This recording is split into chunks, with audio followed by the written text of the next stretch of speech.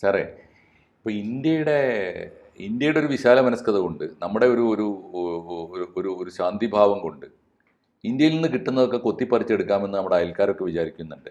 അതിൻ്റെ ഭാഗമാണ് ഇപ്പോൾ അരുണാചൽ പ്രദേശ് മുഴുവൻ ഞങ്ങളുടെയാണെന്ന് ചൈന അവകാശപ്പെടുന്നത്. ഇപ്പോൾ ലേറ്റസ്റ്റ് ആയിട്ടുള്ളൊരു വാർത്ത, നേപ്പാളിൻ്റെ പുതിയ 100 രൂപ നോട്ടിൽ ഇന്ത്യയുടെ ഒട്ടേറെ പ്രദേശങ്ങൾ നേപ്പാളിൻ്റേതാണെന്ന് അവർ അവകാശപ്പെടുന്നു എന്ന് കേൾക്കുന്നു. എന്താണ് അതിൻ്റെ ഡീറ്റെയിൽസ്? അതായത് ഈ നേപ്പാളിൻ്റെ ഈ രൂപയിൽ അവർ ഇതിനു മുമ്പും ഈ ഭൂപടത്തിൽ കുഴപ്പം കാർട്ടോഗ്രാഫിക് അഗ്രഷൻ എന്നാണ് ഇതിന് പറയുക. ഇത് ഗ്രാഫിക് അഗ്രഷൻ എന്ന് പറയും. ഭൂപടത്തിൽ നമ്മുടെ സ്ഥലമൊക്കെ വേറെ കയ്യേറുന്നതിന് കാർട്ടോഗ്രാഫിക് അഗ്രഷൻ എന്ന് പറയും. ഇത് ചൈന നിരന്തരം ചെയ്യുകയും ചൈന അരുണാചൽ പ്രദേശിന് വേറെ പേരിടുക, ടിബറ്റിന് വേറെ പേരിടുക, നമ്മുടെ പല സ്ഥലത്തിനും വേറെ പേരിടുന്ന പരിപാടി. ഇതെന്താണെന്ന് വെച്ചാൽ ഇതിൽ കൗതുകമുള്ളൊരു കാര്യം, നേപ്പാളിൻ്റെ നോട്ടുകൾ അച്ചടിക്കുന്നത് ചൈനയിലാണ്. വെറുതെ അല്ല കളി. അപ്പോൾ ചൈനയിൽ നിന്ന് നേപ്പാളിൻ്റെ നോട്ട് അച്ചടിച്ചു വരുമ്പോൾ ഇങ്ങനത്തെ ഭൂപടങ്ങൾ വരുന്നതിൽ പ്രതി വേറെയും ഉണ്ട്, സ്വാഭാവികതയില്ല. അപ്പോൾ പുതിയ ഈ ഭൂപടം 100 രൂപ നോട്ടിൽ അവർ നടുക്ക് അച്ചടിച്ച് വെച്ചിട്ടുണ്ട്. അതിൽ കാലാപാനി, ലിപു ലേഖ്, ലിംപ്ദുര ഈ 3 സ്ഥലങ്ങൾ നമ്മുടേതാണ്.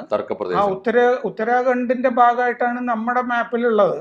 അത് മുഴുവൻ നേപ്പാളിന്റെ ഭാഗമായിട്ടാണ് വരച്ചു വെച്ചിരിക്കുന്നത്.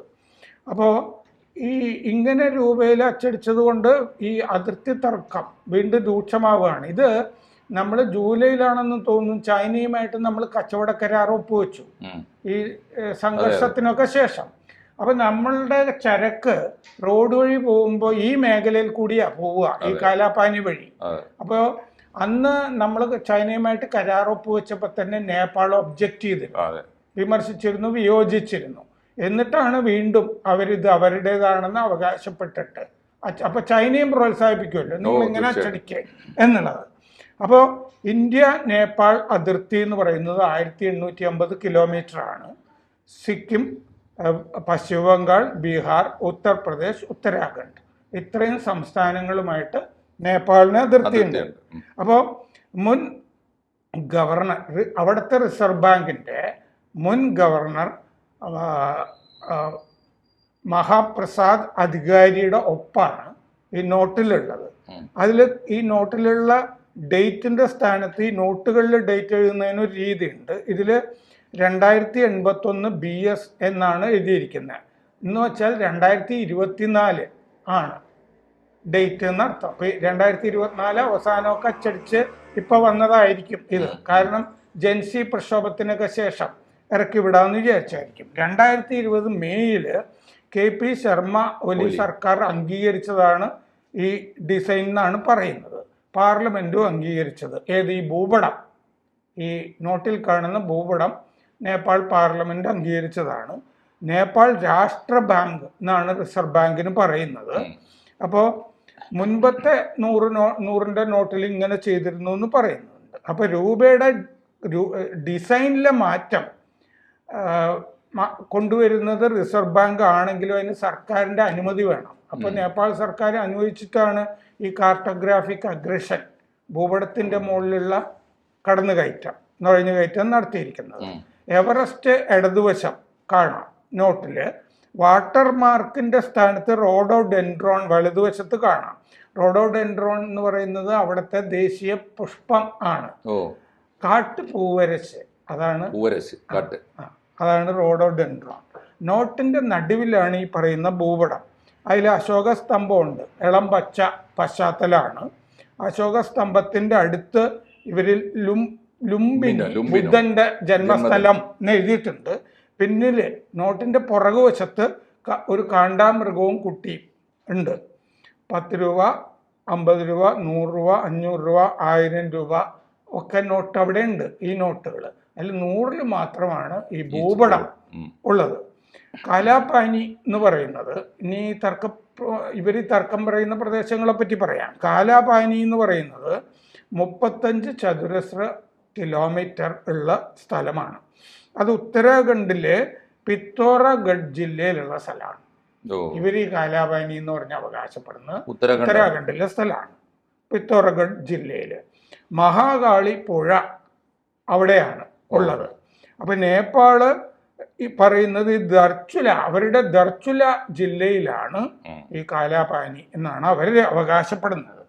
1962 മുതൽ അവിടെ ഇൻഡോ ടിബറ്റൻ ബോർഡർ പോലീസ് ഉണ്ടല്ലോ നമ്മുടെ, അവര് റോന്ത് ചുറ്റുന്നുണ്ട്. 1962 മുതൽ നമ്മുടെ മേഖലയാണ്. അപ്പോൾ നേപ്പാള്, ചൈന, ഇന്ത്യ, ഇതിൻ്റെ മൂന്നിൻ്റെയും കവലയിലാണ് ഈ സ്ഥലം കാലാപാനി. അതുകൊണ്ട് ഇത് തന്ത്രപ്രധാനമായ സ്ഥലമാണ്. അപ്പൊ തന്ത്രപ്രധാനമായ സ്ഥലം നിങ്ങളുടേതാണെന്ന് നിങ്ങൾ അവകാശപ്പെടുന്ന ചൈന പറഞ്ഞായിരിക്കുമല്ലോ. കാരണം മാവോയിസ്റ്റുകൾ ഭരിക്കുന്ന കാലത്ത് ചൈനയിലായിരുന്നല്ലോ പരിശീലനം. ശരിയാ. ആ എന്തിനു മാവോയിസ്റ്റ്, മറ്റേ നക്സലൈറ്റ് ആയിരുന്ന ചാരു മജുംദാറില്ലേ, ചാരു മജുംദാറിന് ചൈനയിൽ പരിശീലനം കിട്ടിയിട്ടുണ്ട്. 1816 അന്നത്തെ ബ്രിട്ടീഷ് ഇന്ത്യ സർക്കാർ സുഹോലി ഉടമ്പടി ഒപ്പുവെച്ചിരുന്നു ഈ അതിർത്തി സംബന്ധിച്ച്. അപ്പൊ നേപ്പാളിന്റെ പടിഞ്ഞാറൻ അതിർത്തിയിലാണ് മഹാകാളിപ്പുഴ. ആ മഹാകാളിപ്പുഴയുടെ അവിടെയാണ് അതിർത്തി എന്ന് നിശ്ചയിച്ചിരുന്നു. നേപ്പാൾ പറയുന്നത് ഈ പുഴ ഉത്ഭവിക്കുന്നത് ലിപ്പുലേഖ് ചുരത്തിൽ നിന്നാണ്. നമ്മുടെ വാദം അതല്ല. അപ്പൊ ടിബറ്റ് ഉത്തരാഖണ്ഡ് ചുരം, ടിബറ്റിനും ഉത്തരാഖണ്ഡിനും ഇടയ്ക്കുള്ള ചുരമാണ് ഈ ലിപ്പുലേഖ്.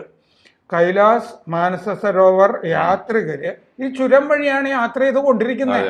എല്ലാ കൊല്ലമുള്ള യാത്ര അതുവഴിയാണ്.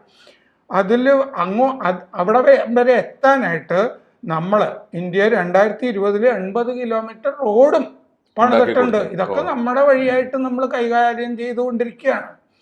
1954 മുതൽ ലിപ്പുലേഖ് വഴിയാണ് നമ്മൾ ചൈനയുമായിട്ട് കച്ചവടം നടത്തിക്കൊണ്ടിരിക്കുന്നത്. റോഡ് മാർഗമുള്ള കച്ചവടം. ഇതൊക്കെ നമ്മുടെ സ്ഥലമായതുകൊണ്ടാണ് അങ്ങനെ നടക്കുന്നത്.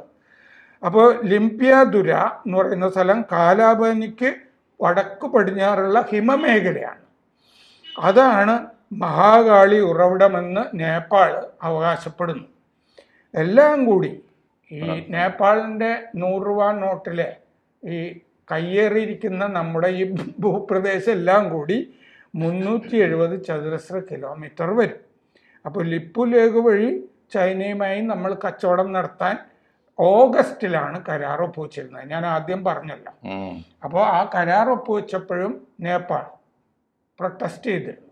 പ്രത്യേകിച്ച് ഈ മാവോയിസ്റ്റ് ഭരണമൊക്കെ വന്നതിനെ തുടർന്നാണ് ഇവര് പ്രശ്നങ്ങൾ ഉണ്ടാക്കിയത്. ഇനി ഈ നോട്ടുകൾ അച്ചടിക്കുന്നത് ചൈനയിലാണെന്ന് ഞാൻ പറഞ്ഞല്ലോ. 3 കോടി 100 നോട്ട് അച്ചടിച്ചു എന്നാണ് വിവരം. 3 കോടി 100 രൂപ നോട്ടുകൾ അച്ചടിച്ചിട്ടുണ്ട്. ഈ നോട്ടിന് ചെലവ് വരുന്നത് 63.4 ലക്ഷം രൂപയാണ് ചെലവ് വരുന്നത് 3 കോടി നോട്ടടിക്കാൻ. അപ്പോൾ ഒരു നോട്ടിന് 0.0025 രൂപ ആണ് ചെലവ് വരിക. അപ്പോൾ ഇങ്ങനെ ചൈന അച്ചടിച്ചു കൊടുത്ത നോട്ടിൽ ചൈന അരുണാചലിൽ കയ്യേറ്റങ്ങൾ നടത്തുന്നത് പോലെ ചൈന ഈ നേപ്പാളിന്റെ 100 രൂപ നോട്ട് വഴി ഒരു ഇന്ത്യയുടെ ഭൂപ്രദേശം പിടിച്ചടക്കിയിരിക്കുന്നു. അതെ അതെ കൃത്യമായിട്ട്. ഇപ്പോൾ ഇത് സത്യം പറഞ്ഞാൽ നമ്മുടെ അതിർത്തി, നമ്മുടെ അയൽ രാജ്യങ്ങൾ മുഴുവനും വളരെ തന്ത്രപൂർവ്വം ഗൂഢമായ നീക്കങ്ങൾ ഇന്ത്യക്ക് നേരെ നടത്തുന്നു. അതിരുവിട്ട നീക്കങ്ങൾ, അതിർത്തി വിട്ട നീക്കങ്ങൾ ഒക്കെയാണ് നടക്കുന്നത് എന്നുള്ളത് തന്നെ. ഇന്നലെയാണല്ലോ, കഴിഞ്ഞ ദിവസമാണ് ഇപ്പോൾ നേപ്പാളിലെ ചൈനയിലെ ഷാങ്ഹായ് എയർപോർട്ടിൽ അരുണാചൽ പ്രദേശുകാരിയായ ഒരു സ്ത്രീ യാത്രക്കാരിയെ തടഞ്ഞു വെച്ചത്. സാർ ഓർക്കുന്നില്ലേ? അത് യു കെയിലെ NRI ആണ്. അവര് അരുണാചൽ പ്രദേശുകാരിയാണ്. അവര് UK നിന്ന് ജപ്പാനിലേക്ക് പോകുന്ന വഴി ഇവിടെ ഒരു ഹാൾട്ടാ, 3 മണിക്കൂർ സ്റ്റേ ഉണ്ട്. ആ സമയത്ത് അവരെ രണ്ടാമതൊരു ഇമിഗ്രേഷൻ ചെക്കപ്പിന്റെ ആവശ്യമില്ല. പക്ഷേ ഇവർ ഇന്ത്യക്കാരിയാണ് എന്ന് മനസ്സിലാക്കിയിട്ട് വളരെ ബോധപൂർവ്വം അവരെ പരിശോധിക്കുന്നു, ചോദ്യം ചെയ്യുന്നു, മാറ്റി നിർത്തുന്നു. ഇവരുടെ പാസ്പോർട്ടില് ഇവര് അരുണാചൽകാരിയാണെന്നുണ്ട്. ഇമിഗ്രേഷൻ ഉദ്യോഗസ്ഥര് പറയാ അത് ഞങ്ങളുടെ സ്ഥലമാണ്. അതാണ് അരുണാചൽ പ്രദേശ് ആണെങ്കിൽ ഞങ്ങളുടെ അവര് നഗ്നമായി യാതൊരു മടിയില്ല നേരത്തെ പഠിപ്പിച്ചു വെച്ചിരിക്കുകയാണ്. അരുണാചൽ പ്രദേശ് ആണോ ബർത്ത് പ്ലേസ് എങ്കിൽ പിന്നെ പാസ്പോർട്ട് ഇന്ത്യൻ ആണെങ്കിൽ വാലിഡ് അല്ല. അതായത് അരുണാചൽ പ്രദേശ് എന്ന് കണ്ടാൽ ഇവര് വിസ സ്റ്റാമ്പ് ചെയ്യില്ല ചൈന. ഇത് ഇങ്ങനെ മറ്റേ ഇത് വെച്ചിട്ട് ക്ലിപ്പ് വെച്ചിട്ട് കൊടുക്കുന്ന പരിപാടിയാണ്, കൈകൊണ്ട് എഴുതിയിട്ട്. അരുണാചൽ പ്രദേശുകാർക്ക് വിസ സ്റ്റാമ്പ് ചെയ്ത് പാസ്പോർട്ടിൽ കൊടുക്കില്ല. ഒന്ന് ആലോചിച്ച് നോക്ക്. വളരെ അപ്പോൾ അതുകൊണ്ട് ഒരു അന്താരാഷ്ട്ര വേദിയിൽ ഒരു തർക്കത്തിന് കൊണ്ടുവരികയോ അല്ലെങ്കിൽ ഒരു മാന്യമായ ഒരു ടേബിൾ ഒരുമിച്ചിരുന്ന് ചർച്ച ചെയ്യുകയോ ചെയ്തിട്ടൊരു തീരുമാനം എടുക്കേണ്ട കാര്യം നഗ്നമായിട്ട് പൗരാവകാശ ലംഘനം പോലെ വഴിയാത്രക്കാരെ തടഞ്ഞു വെച്ചിട്ട് ഇവർ പ്രയോഗിക്കുകയാണ്. അത് ചൈന ചെയ്യുന്ന ഇതേ കാലയളവിലാണ് ഈ കാര്യം നടക്കുന്നത്. ഇപ്പോൾ പുറത്തു വന്നത് ഇപ്പോഴാണെങ്കിലും ഒന്ന് ആലോചിച്ച് നോക്കും. നേപ്പാളിൻ്റെ താല്പര്യം എന്താണ്? എന്തിനാണ് അവിടെ ജെൻസി വന്നത്? ജെൻസി വന്നതിൻ്റെ ഏറ്റവും ഇമ്മീഡിയറ്റ് ആയിട്ടുള്ള റീസൺ അതിഭീകരമായ ഇന്ത്യ വിരുദ്ധ പ്രചാരണം KP ശർമ്മ ഒലിയും കൂട്ടർ തുടങ്ങിയപ്പോഴാണല്ലോ. മാത്രമല്ല അതിൻ്റെ തൊട്ടു മുമ്പാണ് Shanghai corporation council summit.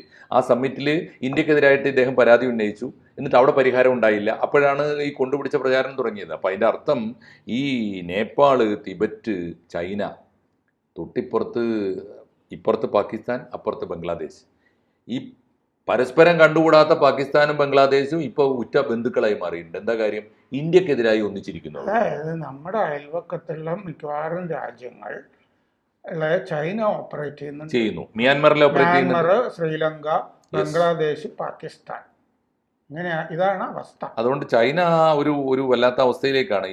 India തൊട്ടപ്പുറത്ത് നമ്മൾ സൗഹൃദപൂർവ്വം കഴിഞ്ഞുകൂടണമെന്ന് ആഗ്രഹിക്കുന്ന 62 മുതൽ നമ്മുടെ ശത്രു പട്ടികയിലുള്ള രാജ്യമാണ് ചൈന. എങ്കിലും അയലത്തുള്ള വെറുതെ ആവില്ല. എനിക്ക് തോന്നുന്നു ഈ അമേരിക്കയുമായി ഇത്ര പ്രതിസന്ധിയൊക്കെ നിലനിൽക്കുമ്പോഴും നമ്മൾ സൈനിക കരാർ ഒപ്പിടാൻ നിർബന്ധിതരായിട്ടുണ്ട്.